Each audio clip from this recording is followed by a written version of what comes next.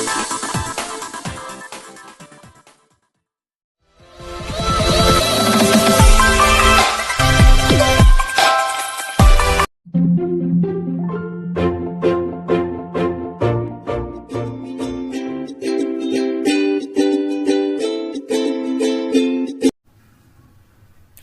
नमस्कार, मैं सतीश चौधरी अपने चैनल पर आपका स्वागत करता हूं।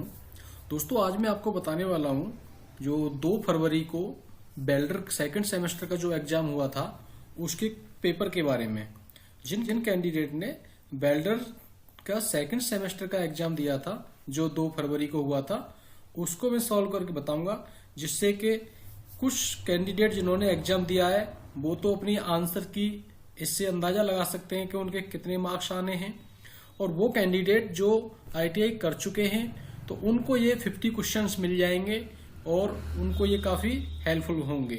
तो दोस्तों आगे बढ़ने से पहले मैं आपको बताऊंगा, अगर आपने मेरा चैनल सब्सक्राइब कर लिया तो बहुत बहुत धन्यवाद। अगर आप मेरे चैनल पर नए हैं तो चैनल को सब्सक्राइब करें और बेल आइकन को दबाना ना भूलें, जिससे कि हर मेरी न्यू वीडियो का नोटिफिकेशन आप तक सबसे पहले पहुंच सके।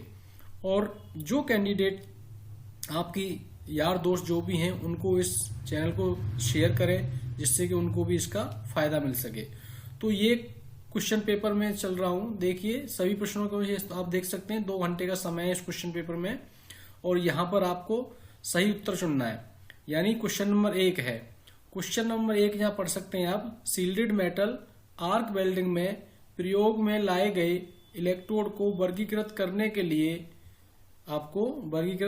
लिए किसका प्रयोग किया जाता है। यहां आप देख सकते हैं किसका प्रयोग किया जाता है।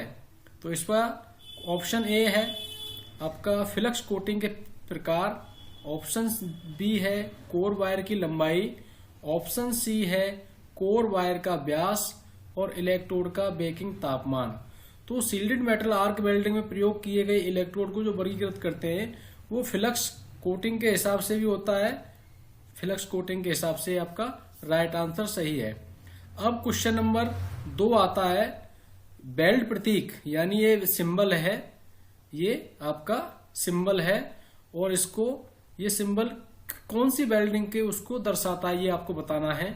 सीम वेल्ड को, स्पॉट वेल्ड को, या प्रोजेक्शन वेल्ड को, या फ्लैश बट वेल्ड को। तो ये हमारा ऑप्शन बी राइट है, क्योंकि ये सिंबल स्पॉट वेल्डिंग का होता है। Next question number 3। Question number 3 है, वेल्डिंग के दौरान लंबी आर्क को प्रयोग को टालने का क्या कारण है। इसका ऑप्शन है यह ओपन सर्किट वोल्टेज को बढ़ाता है, यह मूल धातु को बहुत कम संलग्न प्रदान करता है, वेल्डिंग के दौरान जोड़ में दरारें उत्पन्न करता है, यह अधिक इलेक्ट्रोड का उपभोग करता है। तो इसका ऑप्शन बी राइट है, क्योंकि यह मूल धातु को बहुत कम संलग्न प्रदान करता है। अगर लंबी आग रहेगी तो हमारा फ्यूजन नहीं होगा ढंग से। अब चलते हैं क्वेश्चन नंबर 4 है, असुरक्षित वेल्डिंग अभ्यास के दौरान आर्क को प्रत्यक्ष रूप से देखने पर क्या होता है। यानी यहां क्वेश्चन देख सकते हैं आप, क्वेश्चन नंबर है, असुरक्षित वेल्डिंग अभ्यास के दौरान आर्क को प्रत्यक्ष रूप से देखने पर क्या होता है। ऑप्शन ए है electric shock, option B burn injury, option C arc eye, और ऑप्शन डी हाथ और पैर का कट जाना। तो अगर आप नंगी आंखों से अगर आर्क को देखेंगे तो एक आर्क आई होता है जो आंखों में आपकी लाइट लग जाती है, जिसको चमक लगना कहते हैं, उसको कहते हैं आर्क आई, जिससे आंखों में दर्द होता है। अब क्वेश्चन नंबर 5 है। क्वेश्चन नंबर 5, उस आसान टेस्ट का नाम बताइए जिसका प्रयोग वेल्ड में दरार ढूंढने के लिए किया जाता है। यानी उस सबसे आसान टेस्ट कौन सा है जो वेल्डिंग में दरार यानी क्रैक्स को ढूंढने का काम करता है। अल्ट्रासोनिक टेस्ट, आपका नंबर बी है स्टेथोस्कोप टेस्ट, आगे आपका गामा रे टेस्ट और एक्स रे टेस्ट। देखो आसान तो जो है ये आपका गामा रे भी कॉस्टली पड़ता है, ये भी कॉस्टली पड़ता है। जो सबसे आसान है उस आसान टेस्ट का नाम बताइए। तो ये सबसे आसान टेस्ट है आपका स्टेथोस्कोप।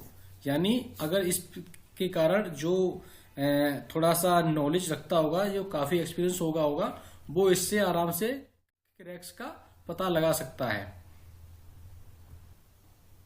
अब चलते हैं क्वेश्चन नंबर 6 की ओर। निम्नलिखित में से किस मूल जॉइंट को सबमर्जेड आर्क वेल्डिंग द्वारा जोड़ने की सलाह नहीं दी जाती? यानी कौन सा जॉइंट है जो सबमर्जेड आर्क वेल्डिंग से आप उसको नहीं जोड़ेंगे? Option A outside corner joint, option B butt joint, option C lap joint और ऑप्शन डी टी जॉइंट। तो आप इसमें आपका ये जो है आपका लैप जॉइंट को आप आउटसाइड कॉर्नर जॉइंट को जोड़ सकते हैं और बट जॉइंट को भी आप जोड़ सकते हैं और लैप जॉइंट को भी आप इसमें आसानी से नहीं जोड़ सकते क्योंकि ऊपर वाली जो प्लेट है उसके किनारे आपका बर्थ रो का दोष आने का चांस रहेगा और टी जोड़ को भी आप आसानी से जब ज्यादा मेटल बड़ा होगा तो उसको नहीं जोड़ सकते। लेकिन इसमें क्या है कि आपको लैप जॉइंट तो जोड़ ही सकते हैं क्योंकि outside corner joint lap joint को जोड़ने की सलाह नहीं दे सकते क्योंकि उसमें आपका ये बर्थ रो का दोष आने के चांस ज्यादा रहेंगे। इसलिए ऑप्शन सी राइट है इसका। तो ऑप्शन सी इसका छठवें का राइट है। उसके बाद में आता है आपका क्वेश्चन नंबर 7। अल्ट्रासोनिक टेस्ट के प्रयोग से किस बेल्ट को खोजा जा सकता है? जो अल्ट्रासोनिक टेस्ट होता है उससे किस दोष को खोजा जा सकता है? ऑप्शन ए आंतरिक त्रुटि, ऑप्शन बी सतह की छिद्रता और ऑप्शन आपका सी है पूर्ण भेदन और ऑप्शन डी अपर्याप्त गले की मोटाई। यानी आंतरिक त्रुटि ऑप्शन ए है इसका, आंतरिक त्रुटि और सतह की छिद्रता यानी अंदरूनी जो है उसको हम अल्ट्रासोनिक टेस्ट द्वारा का आराम से हम पता करा सकते हैं। दूसरा क्वेश्चन है क्वेश्चन नंबर 8। इस नॉन डिस्ट्रक्टिव टेस्ट के संचालन के लिए बिजली की आवश्यकता नहीं होती। कौन सा टेस्ट है इसके लिए जो नॉन डिस्ट्रक्टिव टेस्ट है और वो बिना बिजली के आप यूज कर सकते हो इसमें? तो ये क्वेश्चन नंबर 8 का ऑप्शन सी राइट है। यानी डाई पेनिट्रेशन टेस्ट जो है उसके लिए किसी भी इलेक्ट्रिक की आवश्यकता नहीं होती और वो नॉन डिस्ट्रक्टिव टेस्ट भी होता है। अब क्वेश्चन नंबर 9 है निम्नलिखित में से क्वेश्चन नंबर 9 निम्नलिखित में से क्या एक नॉन डिस्ट्रक्टिव टेस्ट है? इनमें से कौन सा डिस्ट्रक्टिव टेस्ट है वो आपको बताना है। Impact test, option B tensile test, option C nick break test और ऑप्शन डी आपका डाई पेनिट्रेशन टेस्ट जो है वो एक नॉन डिस्ट्रक्टिव टेस्ट होता है। अब क्वेश्चन नंबर 10 है निम्नलिखित में से क्या एक नॉन डिस्ट्रक्टिव टेस्ट है? इनमें से कौन सा नॉन डिस्ट्रक्टिव टेस्ट है वो आपको देखना है। तो आपका इम्पैक्ट टेस्ट ये नहीं होता, टेंसाइल टेस्ट भी नहीं है, निक ब्रेक टेस्ट भी नहीं है, तो यानी मैग्नेटिक प्रैक्टिकल टेस्ट ये आपका नॉन डिस्ट्रक्टिव टेस्ट के अंतर आता है। यानी क्वेश्चन नंबर 10 का डी ऑप्शन राइट है। अब question number 11 laser beam welding में किस प्रकार की ऊर्जा की आवश्यकता होती है? तो लेजर बीम जो वेल्डिंग है उसमें किस प्रकार की ऊर्जा की आवश्यकता होती है? हल्की ऊर्जा, मध्यम ऊर्जा, भारी ऊर्जा, ये आपका वायवीय ऊर्जा। ये लेजर बीम एक वायवीय ऊर्जा की उससे होता है तो इसका ऑप्शन डी राइट है। अब क्वेश्चन नंबर 12 है आयरन पाउडर इलेक्ट्रोड को प्रयोग में लाने का मुख्य लाभ क्या है? आयरन पाउडर जो इलेक्ट्रोड है उसको प्रयोग में लाने का मेन पर्पज क्या होता है? ऑप्शन ए जॉइंट में दरारों को नजरअंदाज करता है, ऑप्शन बी फ्लक्स कोटिंग की मजबूती बढ़ाता है, ऑप्शन सी बेल्ट के पूरा होने में लगने वाले समय को कम करता है और इलेक्ट्रोड के द्वारा आसानी से विद्युत का संचार करता है। इसका ऑप्शन सी राइट है, बेल्ट पूरा होने में लगने वाले समय को कम करता है क्योंकि उसमें पहले से आयरन पाउडर है। इसका मतलब फिलर मेटल उसको ज्यादा मिलेगा। चलते हैं question number 13।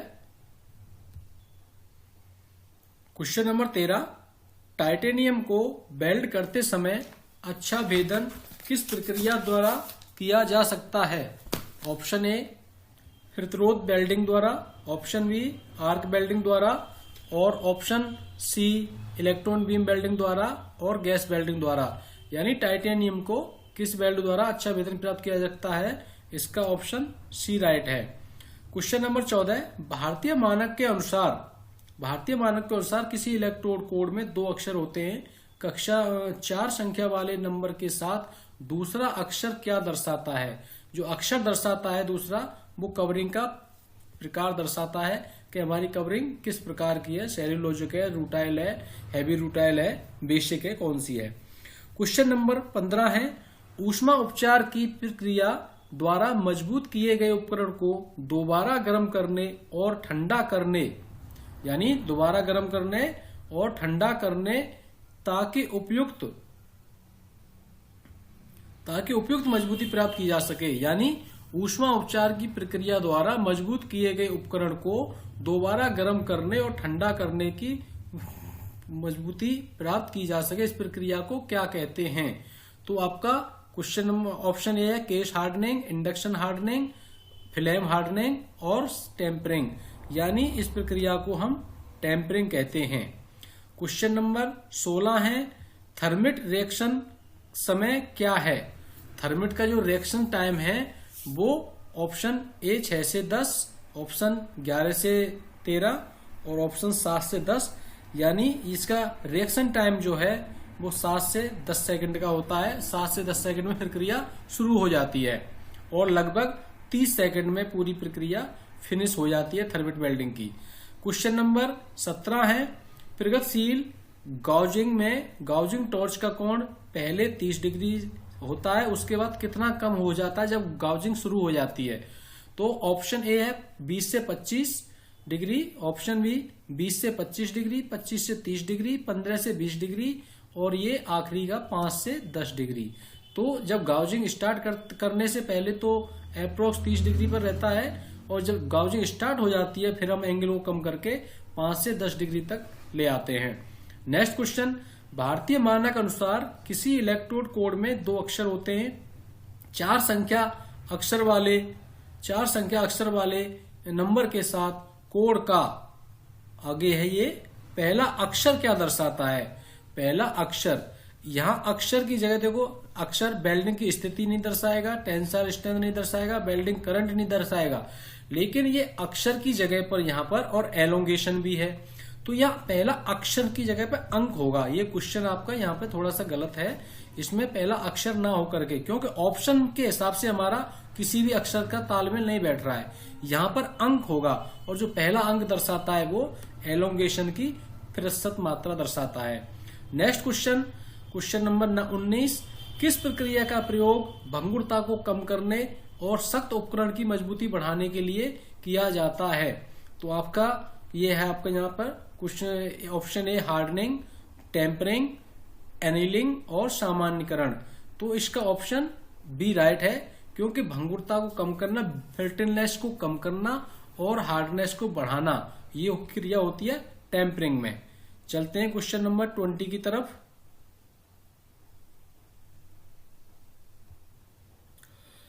Question number 20, TIG welding में प्रयोग में लाए जाने वाले इनर्ट गैस सिलेंडर का रंग क्या होता है? मैरून, काला, मोर के रंग के समान नीला और लाल।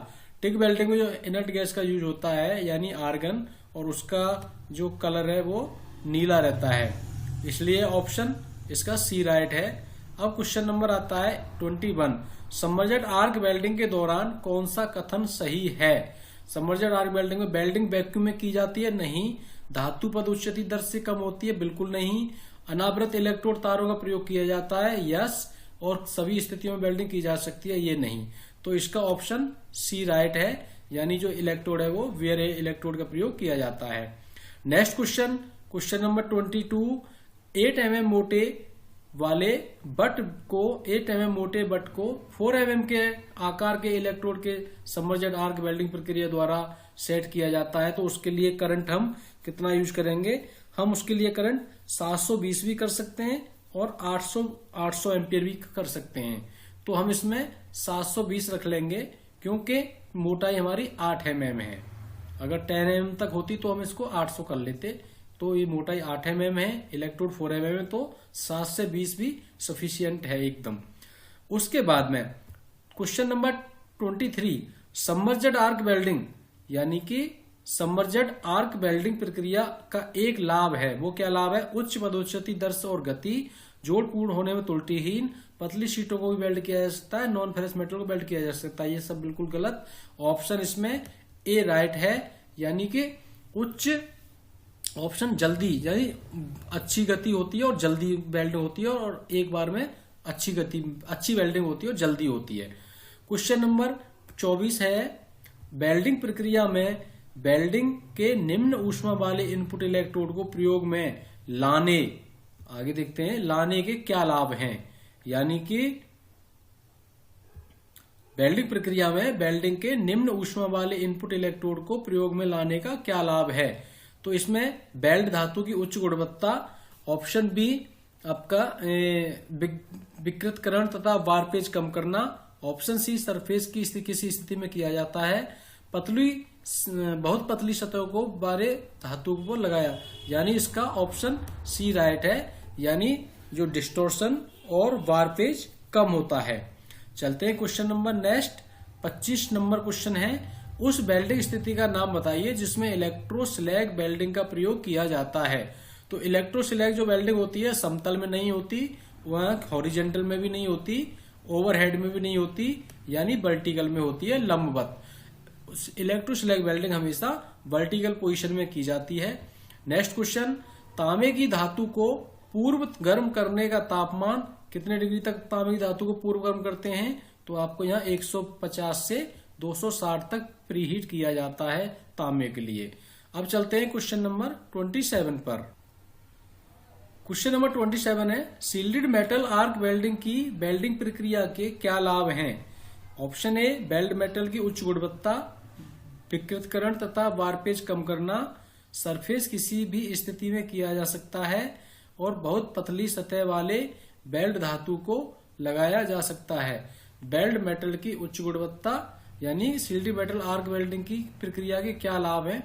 सरफेस किसी भी स्थिति में किया जा सकता है, यानी किसी भी पोजीशन में आपको वेल्डिंग आप कर सकते हैं, ये भी है।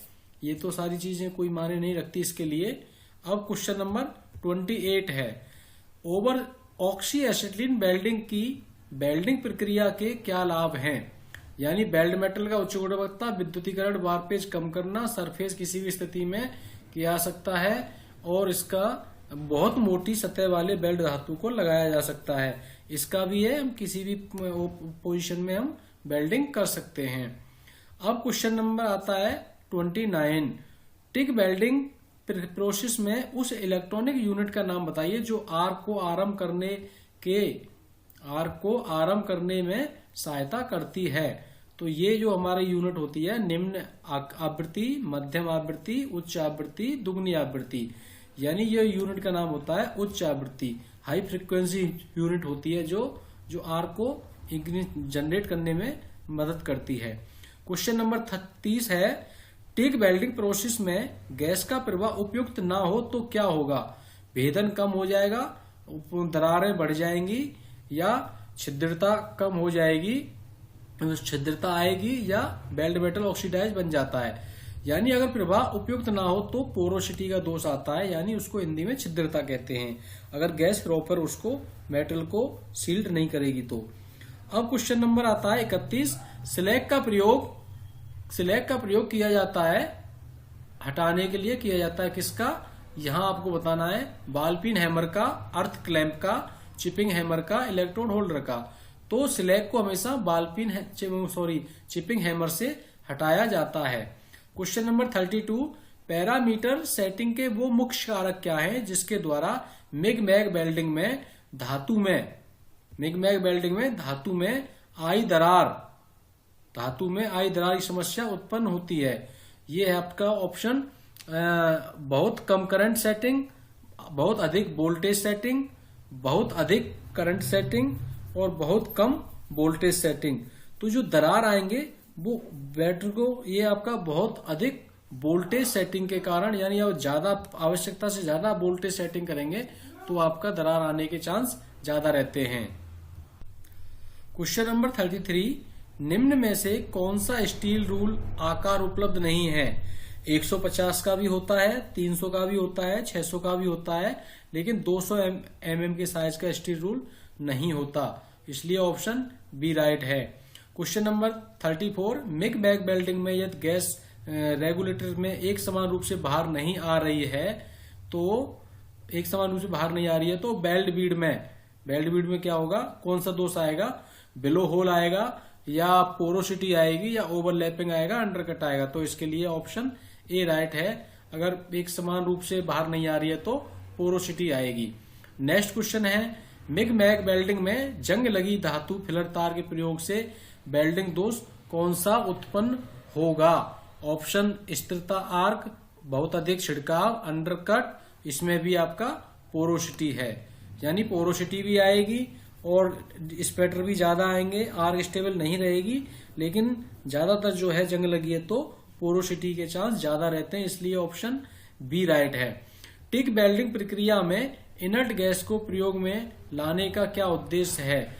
क्वेश्चन नंबर 36, पिघले हुए धातु को वातावरण में दूषित होने से बचाना, ये मेन पर्पज होता है इनर्ट गैस यूज करने का। क्वेश्चन नंबर 37 का है, भारी मोटाई की गड़ाई और ढलाई द्वारा किससे वेल्ड की जा सकती है, यानी जो मोटे सेक्शन है उसकी जो वेल्डिंग है किससे करी जाएगी, इलेक्ट्रॉन बीम से भी नहीं होगी, फ्रिक्शन से भी नहीं होगी, ये हमारा इलेक्ट्रो स्लैग वेल्डिंग में वर्टिकल से होती है और प्लाज्मा वेल्डिंग है, इसलिए भारी मोटाई दी हुई है, गड़ाई ढलाई दी हुई है, किसके द्वारा वेल्ड की जाएगी, तो ये आपका कोई पोजीशन नहीं दी है, इसलिए हम इसको स्लैग इलेक्ट्रो स्लैग वेल्डिंग कह सकते हैं, क्योंकि ये भारी मोटी प्लेटों के लिए ही यूज करी जाती है। क्वेश्चन नंबर 38 क्वेश्चन है, मोटे बेलनाकार भाग के अंत को बिना किसी एड्स के द्वारा बनाए किस प्रक्रिया द्वारा वेल्ड किया जा सकता है, इलेक्ट्रोस्लैग, प्लाज्मा, इलेक्ट्रॉन बीम, ये ऑप्शन ए राइट है, यानी फ्रिक्शन वेल्ड से हम वेल्ड कर सकते हैं। नेक्स्ट क्वेश्चन 39 क्वेश्चन है, का प्रयोग पतली धातुओं की वेल्डिंग के लिए किया जाता है जो अन्य किसी प्रोसेस के द्वारा वेल्डिंग नहीं हो सकती, नई प्रक्रिया द्वारा नहीं की जा सकती, तो वो कौन सी प्रक्रिया है जिसके द्वारा पतली धातुओं को वेल्डिंग किया जा सकता है। सबमर्जेड से नहीं हो सकती, इलेक्ट्रोड से नहीं हो, फ्रिक्शन से, ये इलेक्ट्रॉन बीम वेल्डिंग से होगी। क्वेश्चन नंबर 40 है, टंगस्टन इलेक्ट्रोड का मेल्टिंग पॉइंट कितना होता है, तो 2800 डिग्री, 3000 डिग्री, 3200 डिग्री, ये आपका 3410 डिग्री होता है टंगस्टन का मेल्टिंग पॉइंट। तो क्वेश्चन ऑप्शन डी सही है। नेक्स्ट क्वेश्चन, टिक वेल्डिंग प्रक्रिया में यदि इनर्ट गैस के प्रवाह को ब्लॉक कर दिया जाए तो वेल्ड पर क्या प्रभाव पड़ेगा, यानी वेल्ड पर क्या प्रभाव पड़ेगा, तो ये ऑप्शन क्रैक आएगा, छिद्रता आएगी, या आपका वेल्ड मेटल ऑक्सीडाइज होगा, यानी प्रवाह को ब्लॉक कर देंगे तो क्या होगा, वेल्ड मेटल ही ऑक्सीडाइज हो जाएगा। इसमें छिद्रता आप टिक नहीं करेंगे, क्योंकि छिद्रता वहां आती है, कहीं वेल्डिंग हो रही है, कहीं छिद्र पोरोसिटी आ रही है, कहीं हो रही है, लेकिन जब प्रवाह पूरी तरह से ब्लॉक कर दिया जाएगा, गैस आएगी नहीं, तो पूरा की पूरा मेटल ऑक्सीडाइज हो जाएगा। नेक्स्ट क्वेश्चन, टिक वेल्डिंग प्रक्रिया में गैस नोजल बनाने के लिए किसका प्रयोग किया जाता है, बेकेलाइट, इलाम, सिरेमिक और चिकनी मिट्टी का, तो ये सिरामिक का बना होता है जो नोजल होता है। उसके बाद आता है क्वेश्चन नंबर नेक्स्ट, उस दोष का नाम बताइए जिसमें डिपोजिट धातु की सतह पर पिन होल का निर्माण होता है। उस दोष को नाम बताना है जिसमें पिन होल का निर्माण होता है, वो क्या है, क्रैक भी नहीं है, फ्यूजन की कमी भी नहीं है, कम पेनिट्रेशन भी नहीं है, यानी उसको कहते हैं पोरोसिटी। ये छोटे छोटे छिद्र होते हैं, पिन होल कहते हैं उनको, पोरोसिटी। उसके बाद यदि फ्यूजन, 44 नंबर क्वेश्चन है, यदि फ्यूजन ने वेल्ड की जड़ तक कार्य नहीं किया तो उस दोष का उत्पन्न हो सके, उस दोष तो क्या दोष उत्पन्न हो सकता है, तो ये ऑप्शन है वेल्ड मेटल ऑक्सीडाइज हो जाएगा, या क्रैक, या छिद्रता, या कम भेदन। अगर फ्यूजन ने वेल्ड मेटल की गहराई तक कार्य नहीं, जड़ तक कार्य नहीं किया है तो उसको लैक ऑफ पेनिट्रेशन कहते हैं, यानी कम भेदन, यानी फ्यूजन की कमी। नेक्स्ट क्वेश्चन, यदि टिक वेल्डिंग में धनात्मक टर्मिनल में टंगस्टन इलेक्ट्रोड जुड़े हों तो स्टेनलेस स्टील की वेल्डिंग पर क्या प्रभाव पड़ेगा, तो स्टेनलेस स्टील की वेल्डिंग पर क्या प्रभाव पड़ेगा, इसमें क्या है, फ्यूजन की कमी, छिद्रता, क्रैक, बुरा भेदन, यानी जो हमारा ये बुरा भेदन है ये ज्यादा सही है, यानी फ्यूजन एक तरह से सही नहीं होगा। नेक्स्ट क्वेश्चन, GTAW प्रक्रिया में इलेक्ट्रोड के मटेरियल का नाम बताइए। जो गैस टंगस्टन आर्क वेल्डिंग है उसमें इलेक्ट्रोड किस मेटल का होता है, कार्बन का होता है, टंगस्टन का होता है, कार्बन स्टील का है, स्टेनलेस स्टील का। तो टंगस्टन टिग वेल्डिंग में इलेक्ट्रोड टंगस्टन का होता है। नेक्स्ट क्वेश्चन, इस प्रचालन में बेल्ट पर उसके तनाव से मुक्त होने के साथ ही हल्की और लगातार हैमरिंग की जाती है, उसको प्रक्रिया क्या कहते हैं, यानी बेल्डिंग करने के बाद हल्की होले होले बेल्डिंग बीट पर चोट मारी जाती है, हैमरिंग करते हैं, उसको पीनिंग, उष्मा उपचार, स्ट्रेटनिंग या एनिलिंग, उसको कहते हैं पीनिंग। ये स्ट्रेस रिलीविंग की एक विधि होती है। नेक्स्ट क्वेश्चन है, मैग वेल्डिंग में कॉन्टेक्ट ट्यूब मेटल का नाम बताइए। कॉन्टेक्ट ट्यूब जो है किस मेटल की बनी होती है, brass, stainless steel, aluminium, copper, तो ये कॉपर की बनी होती है।